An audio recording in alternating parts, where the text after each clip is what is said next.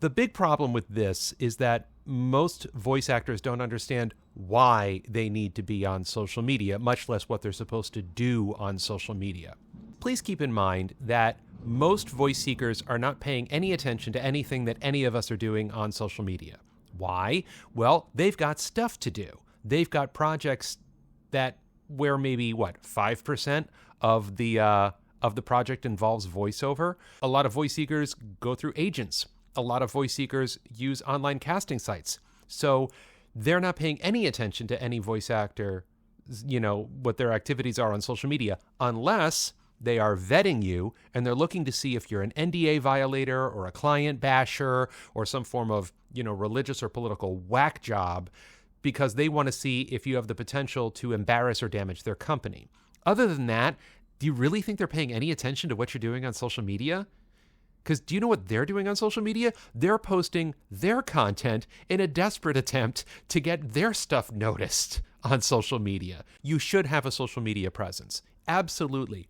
How much of a presence you should have and exactly what you should be doing and what your goals are will vary from voice actor to voice actor based on the genre of voiceover that you want to do and the type of engagement that is appropriate for the type of voice seekers that actually may check out your stuff on social media. So, for example, audiobook narrators, they need to have a presence on social media because they want to have a positive relationship on social media with the authors, and they also want to have a positive relationship with the listeners on top of having a positive relationship to the audiobook publishers. So there's something to that.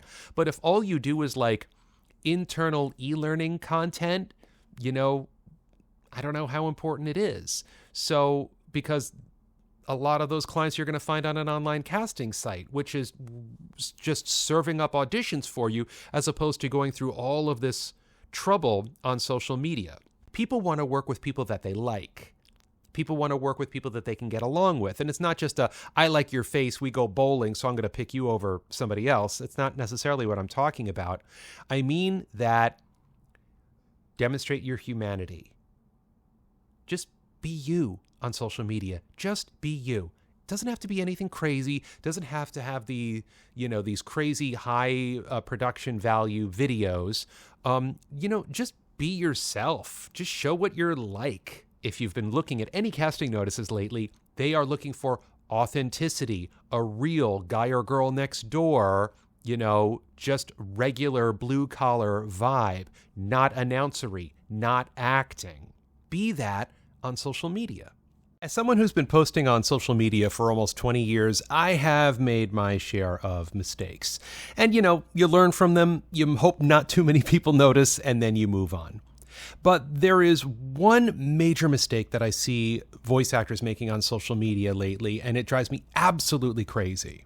It's a big one, and it's extremely easily avoidable. And it is posting your auditions. This is a terrible idea. I'm going to explain to you what a horrendously bad idea it is to post your auditions on social media. This is true for both broadcast and non-broadcast voiceovers. For example, let's say you're auditioning for a commercial. So this is a commercial that obviously hasn't been produced yet. It may be for a new service or a product or a company or a marketing campaign or a contest or something that has not been revealed to the public yet. But if you post that audition on social media before it gets cast, much less the commercial gets produced and broadcast, you are screwing over that company. You are exposing trade secrets. I'm not exaggerating with this. You could be royally screwing over a campaign that they could have spent millions of dollars on, and you are messing it up for them because you want to show off on social media. You could get sued. You could get in serious legal trouble if you do that. So if it's for anything that's broadcast, any TV commercial, radio commercial that will appear on television, radio, digital, streaming, social media, or anywhere, never post that audition. For non-broadcast content, anything that's non-broadcast is internal, like an e-learning module or something corporate or medical, something that's only meant to see by employees, or students or doctors or patients or vendors or some other group of people. It is not for the outside public. So posting non-broadcast auditions is also a horrible idea because, again, you are exposing company secrets. You are talking about things in public that should not be talked about. From now on, assume that every single audition that you do for any company, broadcast, non-broadcast, union, non-union, high pay, mid pay, low pay, no pay, assume that everything you audition for is under an NDA. A non-disclosure agreement basically says that you agree not to talk about the audition, anything about the audition, who you're auditioning for, what product or service you're auditioning for, or any of the content or context of the script that you are auditioning with. Assume that every single project you audition for is under an NDA. That way, you will not legally or financially expose you, the client, or anybody else involved in the project. If you do insist on posting your auditions on social media, I do have some tips, but I'm not giving them to you. I refuse to help you participate in anything that could be self-destructive in your voiceover career or could be damaging towards any of our potential clients. So there. So you may be asking yourself, but Tom, if I can't post my auditions on social media, what can I post on social media? Well, anything but. The voice seekers, for the most part, are not paying any attention to anything that we are saying or doing on social media. Why? Well, one, why would they care? Number two, they don't have time.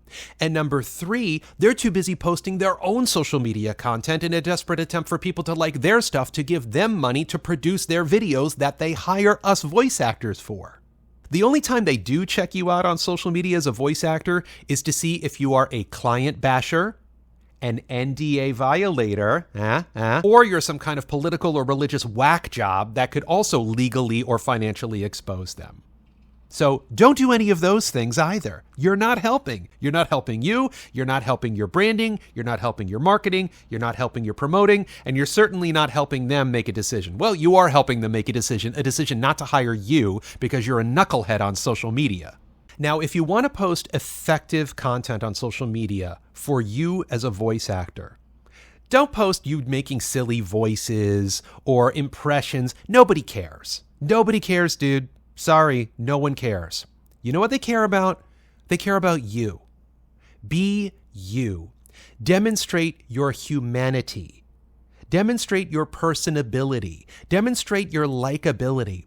Talk about stuff that has absolutely nothing to do with voiceover. Talk about your hobbies, your music, your cooking, your dog, your soccer team, your video game scores, anything just to demonstrate you being you. People want to work with people that they like and that they can trust and that they can connect with. So be that person on social media and don't violate any NDAs. Which social media platform should I be on? First, it depends on your comfort level with, whatever social media platform in question. If you have any, political issues with a certain social media platform because of their business practices, that will influence your decision. What do you like to do? And what do you like to do that you can do well? For example, if you like to write, be on Facebook. If you want to keep it short and sweet with calls to action to go to other places, use Twitter. If you love to take pictures or curate pictures, use Instagram. If you like to take short videos of yourself, use TikTok. If you like to take long videos of yourself, use YouTube. So line up what your interests are, what your, the quality of the type of work that you want to do. And then, how much does genre come into play with this?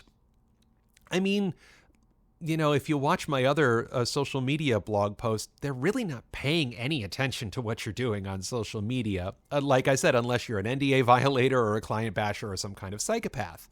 So pick the one that you're the most comfortable with. The other thing is that most people didn't take a class to learn how to use LinkedIn, for example. And there are services out there that can offer that. But go to Skillshare.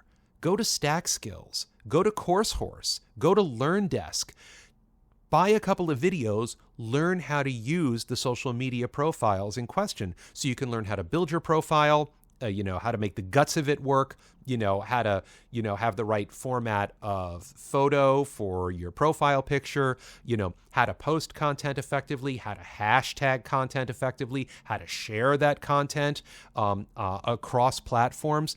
These are all important things that you need to learn how to do. But again, to recap, pick the one that you think lines up with how you like to post content. Pick the one that you have the most comfort level with on a political level or social or interactive level.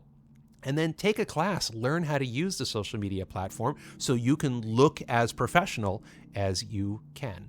There are some other things that you can do to be effective on social media. Maybe checking out this video. Is it over here? Or is it over here? Is it over here? Is it over here? Checking out this video could help you move your voiceover career forward.